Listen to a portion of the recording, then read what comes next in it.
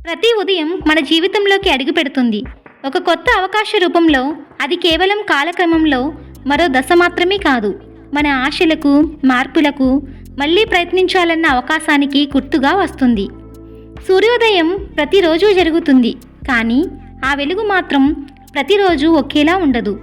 ఎప్పుడూ పౌర్ణమిలా కాంతివంతంగా ఉండదు. కొన్నిసార్లు అమావాస్య చీకట్లు కూడా అలుముకుంటాయి. మన జీవితాలు కూడా అంతే. కొన్ని రోజులు ఆనందంగా ఉండొచ్చు, మరికొన్ని రోజులు నిస్సహాయతతో, కష్టాలతో నిండి ఉండొచ్చు. అయితే ఈ రోజుల్లో చిన్న కష్టం ఎదురవ్వగానే చాలామంది నిస్పృహకు లోనవుతున్నారు. ఆత్మహత్య అనే ఆలోచనల వరకు వెళ్తున్నారు. కానీ ఎంత కష్టంలో ఉన్నప్పటికీ ప్రతి ఒక్కరూ ఒకటి గుర్తుంచుకోవాలి: కష్టం అనేది శాశ్వతం కాదు, అది తాత్కాలికమైనది. ప్రతిసారి మేఘం కమ్మినాకే సూర్యుడు కాస్త ఎక్కువగా ప్రకాశిస్తాడు. కష్టంతో కలబడి కడదాకా నిలబడితేనే సంతోషకరమైన జీవితం మీకు సొంతమవుతుంది. జీవితం అనేది ఒక ప్రయాణం లాంటిది. అందులో ఎత్తుపల్లాలు సహజం.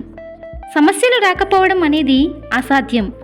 ఈ ప్రయాణంలో కొన్ని మలుపులు మన బలాన్ని పరీక్షిస్తాయి. కానీ మనం ఆ క్షణాల్లో ధైర్యంగా నిలబడితే మనం చూసే ప్రతి అంధకారాన్ని వెలుగులోకి మలచగలము. సమస్యలను ధైర్యంగా ఎదుర్కొనేవారే నిజమైన యోధులు.